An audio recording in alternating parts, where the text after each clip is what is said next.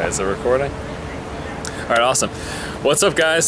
So here I am, Force, with Kevin. What's up, guys? And we just basically finished up the day. Finished up everything. You know, we got to play the game. We had the big meetings. We had an awesome lunch. Yeah. All sorts of cool things. But this is just gonna kind of be our thoughts. Kind of wrap things up. We're kind of just shooting from the hip here. No notes. We don't have our notes. They're actually left in the car. But so we had some really big announcements today, Kevin. We have the auction house with real money trading. The real money trading auction house. That's intense. That's crazy. Besides that, we got the this isn't maybe huge, but the Demon Hunter resource. We now know it's a discipline hatred split thing. Yeah, I thought I remember hearing you mention something about it. In the interview, they told us that it was going to be a split thing and it was going to be hatred and discipline, but they never actually said what it was going to be. Everything that we've known so far is just speculation. We kind of just assumed, okay, it'll be like a check and balance kind of a thing. Maybe, you know, using one affects the other, but it looks like it's just essentially Demon Hunter has two resources, and some spells use one part and the other spells use the other part. Yeah. So it's pretty interesting. Well, I guess the biggest thing, here's the other huge thing, the trait points. There's no more trait points. There are no more traits, no more skill points. They completely revamped the skill and trait system. So this is nuts. I guess let's just start with the auction house. That's huge. I know. People were wondering for so long, you know, what's the trading system going to be? Is it going to be, we had that bullshit beta tester. He's full of it. We know it now. He called it the market. But we have, you know, there's two options. You can use gold or you can use real money. And this is going to allow players to sell their items, which is cool. But at the same time, you'll have to pay real money to buy items. So, nuts. So how do you feel overall about that? I mean, it's iffy. I mean, I feel like some people might want to, like you said earlier, actually, while we were at the actual event, that people are going to want to sell real money, but they're going to buy with gold. Yeah, right. So I mean, like, where does it's got to merge somewhere?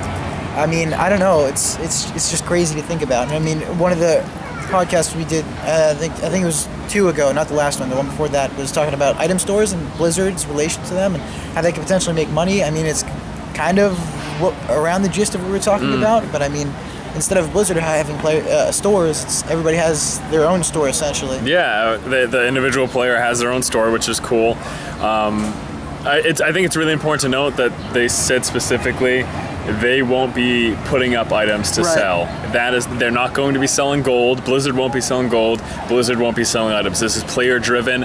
But the way they're making money, as Kevin just said, is that there will be fees associated with transactions, like eBay fees or PayPal fees or anything like that, and they're going to siphon money off from that, and they can use that hopefully to put back into the game, right? Now that in mind, they said that it is just going to be a flat fee, just so that way you didn't have like crappy items up there, and I mean, just to make sure that the auction house was actually an auction house worthy of people spending real money on. Since it'll be a flat fee, it won't scale obviously by percent. So I mean, somebody can't put like the number one item in the game up there and have the fees be astronomical. Exactly. So I mean, it'll be a flat low fee. I mean, we're assuming something reasonable, you know, not stupid. And I mean, this in mind, they're creating a new thing for the Battle.net account, and this is the e-balance or whatever they called it. Yeah, the e-balance. It's basically the online currency storage. Yeah, but it's real money. Right. So if you sell an item through the auction house, you will have a Battle.net e-balance. There's also going to be the option to throw it through third parties, though. And you can cash out and make actual money, which I mean, I'm assuming that's what I would do. Yeah. There's no reason to have an e-balance and be able to make cash. I'm actually gonna take this, so we're gonna cut right here. Sorry, because my outgoing's not working right now. Hey, what's up, Kate? The auction house. All right, we're back. That was awesome. All right, so we were talking about the auction house, and basically, you know, we talked about the fact that Blizzard isn't going to be selling things, which is good, and this gives players a means of actually making what could be, you know, real world money. But I think the note that we left on was the Battle.net balance. Right. Okay. So. And now the thing that Rob Pardo, he's like one of the higher ups, I believe, of Battle.net, of the Battle.net system, was that you have to choose one or the other. You can't switch e-balance to cash. Yeah. So I mean, once you choose e-balance, you're guaranteed to never lose money, but you can also never make cash to bring home. Yeah. You could spend that e-balance on items and stuff, but you can never actually touch it. Sure. And the other cool thing about the Battle.net e-balance is going to be that players are going to be able to spend that on whatever, your WoW subscription, future games, right, so anything whatever. in the Blizzard store, essentially. Yeah, exactly. And that actually mentioned that they want to be able to sell characters. So you can purchase and sell characters, which I guess isn't really that big of a deal because, I mean, in the end, now with the skill system being completely done, really the only thing you'd be buying would be the items on the characters if they allow that. That's and I don't know why it. I would sell my character with all my items on it. I'd stick them in my stash. Yeah. So essentially you'd just be buying a character for the top level. Yeah. And that's, I guess that that goes into the fact that the big change with the skill system is that there's no points anymore. So we have our base skills, and they're going to scale as our characters get better, as we get more attack and everything. No more willpower, by the way. Willpower is out of the game. Oh, yeah. So as we get more attack, as our gear gets better, as we level up, the skills get better. But we don't pick specific skill points. So how do you feel about that? I mean, me personally, I like. Jay Wilson actually mentioned exactly how Diablo 2 went. Basically, you had enough strength to where you could wear the items that you wanted. So essentially, you'd have to plan your character before you actually made him, and then you dumped everything else in vitality and just enough into dexterity to have a decent amount of block. So I mean, there really wasn't much customization anyway. It was everything went to vitality. That's just how it was. And I mean, if you were smart enough, you could even make it so that way you didn't have to.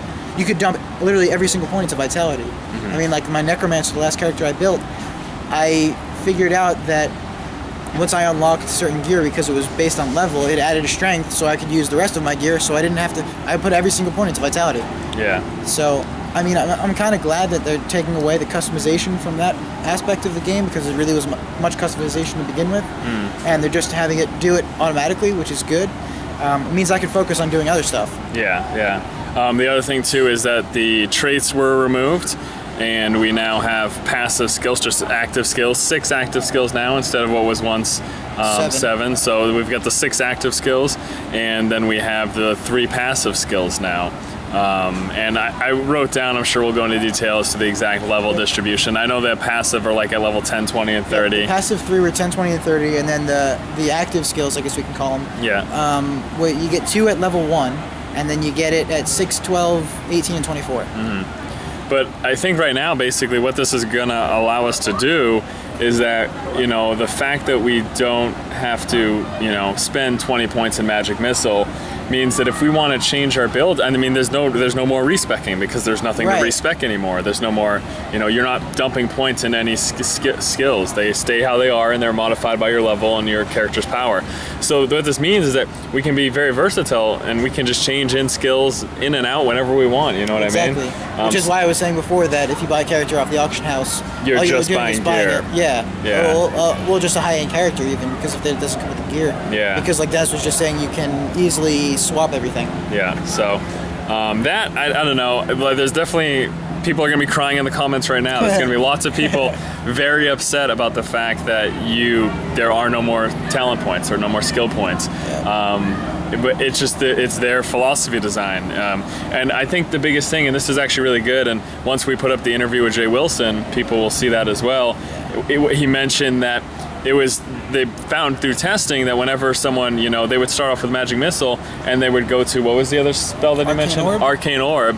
And then they were respecking every time. They're like, I put 5 points into Magic Missile, but now that I can get Arcane Orb. Available. Yeah. So once a new better spell became available, they took all their points from Magic Missile and dumped it all in Arcane Orb. Yeah, so, and that kind of makes sense, that whenever you get you're going to just keep respecking whenever whenever better skills become available. So yeah, I guess that kind of makes sense. And the rune system might be changed around a little bit. He doesn't know, we don't know, but that's interesting. Yeah. You didn't really like that though. You didn't like the new rune system. I'm not a big fan of that. And I mean, I know we're going to go into more detail when we actually do the real podcast for this week or next week at the time. Whenever. Yeah. So, I mean, I wasn't really a big fan of that. And I guess you guys don't really know what it is. So basically, they would change Okay, so right now each rune does something for each skill, and that's just how it is. So this rune does a particular thing for this skill. Now what they would do is they would change it so that way you would just get like a blank gray rune kind of a thing, and once you pop it into a skill, it'll be like a magic missile rune.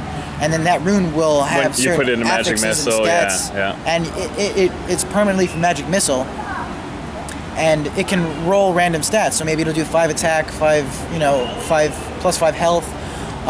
In addition to also changing the skill completely. So magic missiles, I believe, will hit several targets at once. Is the example I think Jay used. Yeah. I don't really like that. I don't like the randomness. I like being able to see what I can have so I can plan accordingly. Yeah. Because I mean, with the randomness, there's always the possibility that there might be something better, and I don't. And who knows? You know, I don't like that. Yeah. And yeah, I mean, all this stuff we're going to go into more detail about. We'll have specific videos, specific articles on Diablo fans. We just kind of wanted a brief introduction. I would like to talk for a moment before we have to go eat dinner paid by Blizzard. That's going to be awful. What did you say? Drink delicious beers and eat delicious food? That's right. Terrible. But before we go do that, I want to talk about, we played the beta. I don't know. Actually, it wasn't as much as I thought we were going to. I would say maybe we got about 3 hours. Yeah, well. And I thought there was going to be like 6. Dude. Yeah, probably not even, maybe 2. That portion of Act 1 in like an hour. Yep, we did Act 1, and it was basically, it was described as the first third of the act, and it was up until the battle with King Leoric. And so that's basically the first third of Act 1, and that's what it consisted of.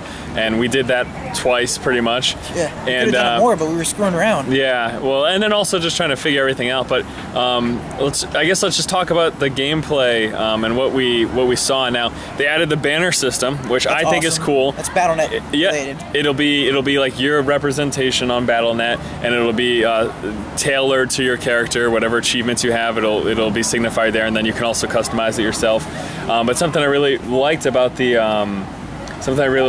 single player is that so you join a game with X player and you go straight to town and their banner's there. Right. And then you click on the banner and you teleport to that. I thought that was awesome. This was the function that Bashok was talking about on the forums. He said that there's going to be a feature that'll let you teleport back into town and to teleport to a player.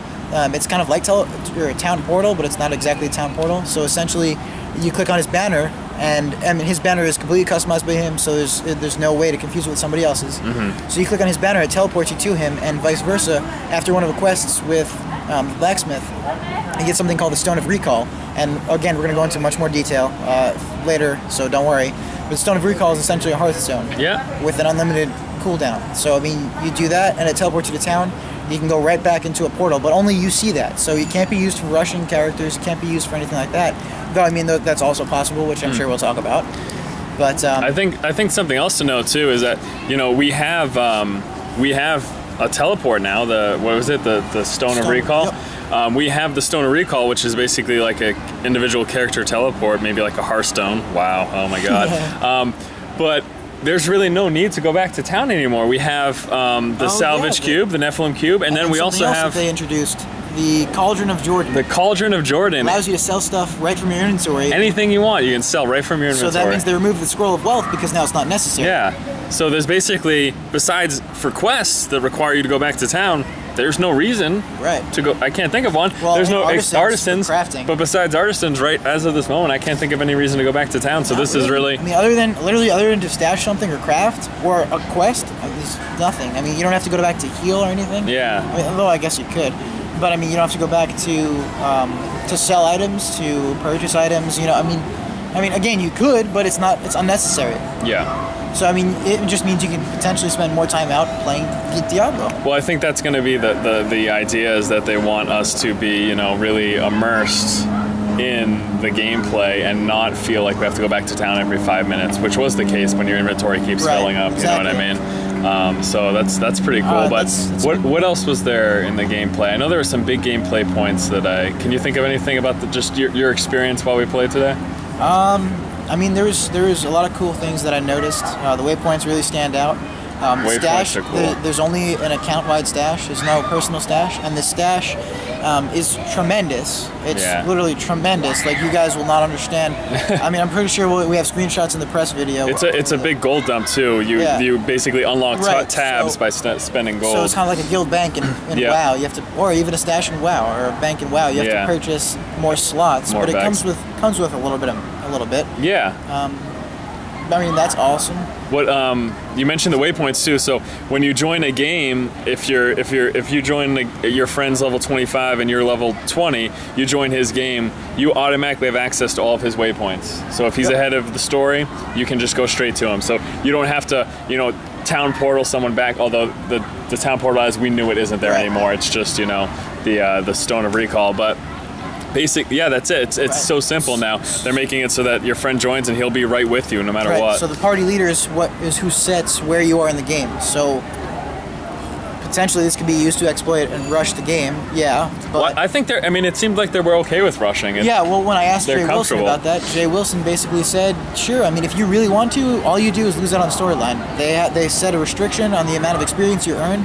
So a level 1 person can't gain a bunch from a level 60 guys, defeating mobs that are level 60, just because of the restriction on experience gained. So really, all you're missing out is the story, which, I mean, why would you want to do that? Yeah. But again, I mean, maybe I would do that for my second, third, or maybe, my third, fourth, fifth characters. I mean, after I already know the entire storyline, I don't want to see it again, maybe I would do that and just level up as I want to, I mean, I can't really think of... I don't know. I guess that's the only reason why. Yeah, no, it's exciting, and in terms of the way the game felt, I thought it was great. I had, it feels fun. Playing it was fun. It was enjoyable. So I can't wait for the beta. But I'm psyched. Yeah, I'm psyched. Just a matter of time. I just play the game, and I want to play it so bad now. Yeah, I know. We didn't want to take notes, guys. Sorry. But we did. We did take notes, but we didn't want to. We just wanted to play the whole time. Seriously, so this is what we do. Yeah. That's what we do for you guys. Yeah. All right. Well, I think it's time for dinner. So thanks. Actually, I think we're gonna be late. Oh well, whatever. Thanks for watching this little clip. There's gonna be a lot of details. We'll make further videos and articles and everything about everything we saw today. I mean, we just wanted to get something out for you guys because I mean, the podcast won't be out until later this week. I mean, you guys actually see it later this week. So I mean, we just wanted to get something out, letting you know this is here we are. I'm sure both of us are gonna have stuff right in the. It's gonna be a long ass weekend. I'm gonna be writing a lot or making a lot right. rather. By then I'll already be reading it. Yeah, exactly. All right, well that's it, guys. So take it easy. Take it easy, everybody. All right.